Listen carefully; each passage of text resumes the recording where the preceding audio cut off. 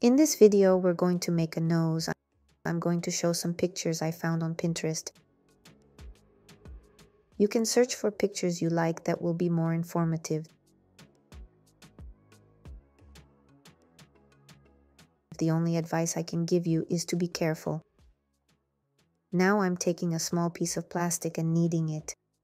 Everything is highly individualized. I can't exactly tell you how much to take.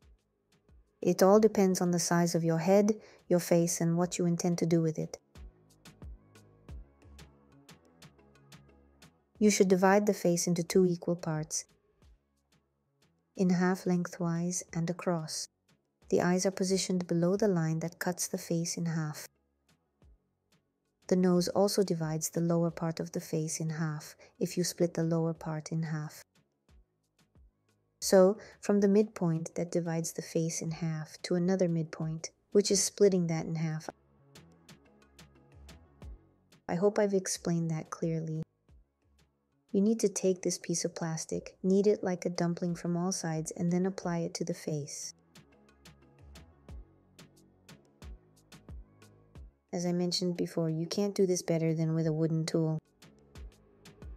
Next, you need to smoothen it out with a silicone brush so that there are no visible seams. You may not want to focus too much on the details of the nose at this stage, because when you apply it to the upper lip, the nostrils, and the holes, it all can be coated with plastic.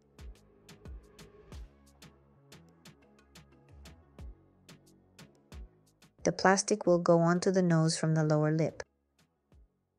Now I'm shaping the tip of the nose. With these movements, I'm lifting it upwards. A bubble was formed here, so I popped and smoothened it. A child's nose isn't very pronounced. That's to say, it's almost smoothened out, and the tip of the nose is elevated, and the eyes are wide. That is, they're wider than necessary. In a classic look, there's usually another eye between the eyes. But a doll looks very pretty when this distance is slightly longer. This doll doesn't have that. That is, the eyes are placed together. But it looks very beautiful when the eyes are slightly wider apart. The nose is smoothened in between them. I've underscored the back of the nose. But then I slightly smoothened it. Then I found another bubble and removed it. I removed the bubbles because when it's in the oven, this bubble will expand and will end up with a hole there. Avoid using force when kneading. I marked the width of the nostrils, then I flipped it over and marked the straight line of the nose. Unfortunately, I can't see it clearly when I look directly. You need to either take a picture or flip it upside down. I'm marking the nostrils. The nostrils are small, and I'm flipping it upside down. I'm also looking through the nostrils. I'm marking the nostrils. I don't make the nostrils too deep. I just indicate them. They're not consistent or uniform. They are wider at the base and narrower at the tip of the nose. But I don't make them overly noticeable. The gap between the nostrils isn't narrow. And the nostrils are also wide. I do not make them too narrow. I challenge you to look at the noses of your loved ones.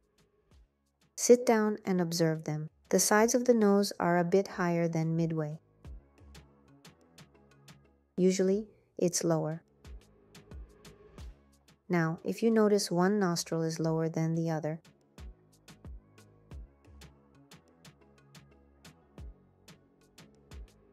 I did this because I had a side light. Your lighting should be uniform. When you have side lighting, you can do it the way I have. I will correct it later. At this stage, it's very noticeable. In general, any asymmetry is quite noticeable. Don't sculpt the face in one day. Divide it into 2 to 3 days. For example, sculpt it, place it on the doll, and let it stay overnight. The details might still be blurred and we might not notice our mistakes. If it stays overnight and you take a look the next day, you'll notice your mistakes and correct them. In other words, give it a rest. Let her eyes rest. At this point, you can observe the movements I make. See how I turn it. I have just made the nostrils bigger, widen the nose, then I adjusted it slightly with my fingers. Then with one finger I tap it and slightly push it towards the face. That's right, I move it closer to the face because it shifted slightly during the sculpting process. Pay attention to the movements my hands make. Try to replicate them. Maybe you'll come up with your own moves or pick up something from the way I do it. Add a bit of your personality. Because essentially from any master classes we take some things and ignore others, which is completely normal. Good luck. Let's watch this magic. Thank you for watching.